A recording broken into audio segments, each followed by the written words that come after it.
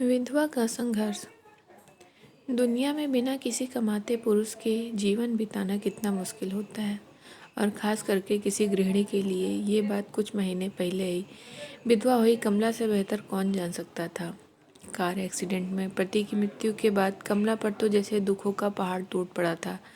कमला को 2 बेटियां थीं जिनका पालन पोषण और पढ़ाई की जिम्मेदारी अब पूरी तरह से उस पर आ चुकी थी। उसके पति की थोड़ी बहुत सेविंग थी जो कुछ ही महीनों में अब शून्य होने को आई थी। भगवान जैसे उसकी कड़ी परीक्षा लेने पर तुला था, क्योंकि ले देकर उसके पास एक ही कमाई का जरिया था जो थी उसकी गाय। पर वो अब बीमारी से मर चुकी थी। कमला को दिन रात बस यही चिंता सताने लगी कि अब आगे का गुजारा कैसे होगा, कैसे मैं अपने दोनों बच्चियों को खाना खिला पाऊंगी और कैसे उनको कपड़े लत्ते दिला पाऊंगी या स्कूल भेज पाऊंगी। दिन रात की चिंता में कमला का चेहरा मुरझा रहा था, जो साफ साफ देखा जा सकता था। कमला के कई सारे पड़ोसी थे, मगर वह सिर्फ नाम के थे। किसी ने भी अपना पड़ोसी धर्म नहीं निभाया था। इनमें से एक पड़ोसी टीचर थे जो कमला की परिस्थिति से भली भांति वाकिफ थे। एक दिन इस टीचर ने कमला को अपने पास बुलाया और समझाया, देखो कमला, कुछ दिनों के लिए अगर मैं तुम्हारी मदद कर भी दूं तब भी इससे तुम्हारा कोई भला ना हो पाएगा। अगर तुम्हें अपनी परिस्थिति बदलनी है तो तुम्हें खुद ही इसमें बदलाव लाना पड़ेगा। कमला ने बड़ी निराशा भरी आवाज़ में पूछा, भला मैं कर ही क्या सकती हूँ? मेरे पास तो कोई नौकरी भी नहीं है। टीचर ने कहा, नहीं नहीं कमला, मैं तुम्हें नौकरी करने के लिए नहीं कह रहा हूँ।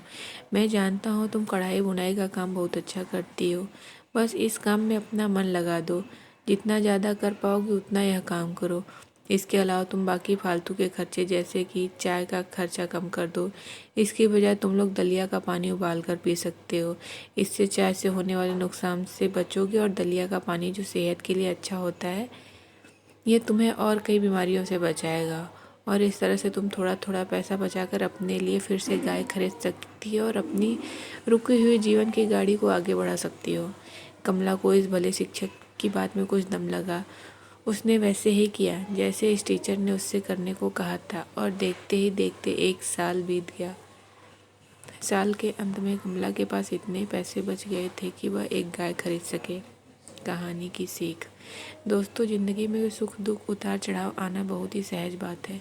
सुख आने पर हमें होश में रहना चाहिए और दुख आने पर हमें अपने आप को संभालते हुए उसमें निकलने का रास्ता ढूंढना चाहिए। बस इसी तरह जीवन आगे बढ़ता है। दोस्तों, अगर आज की कहानी से आपको कोई सीख मिलती है तो प्लीज़ मेरे चैनल को सब्सक्राइब कीजिए, मेरे वीडियो को लाइक कीजिए। Thank you.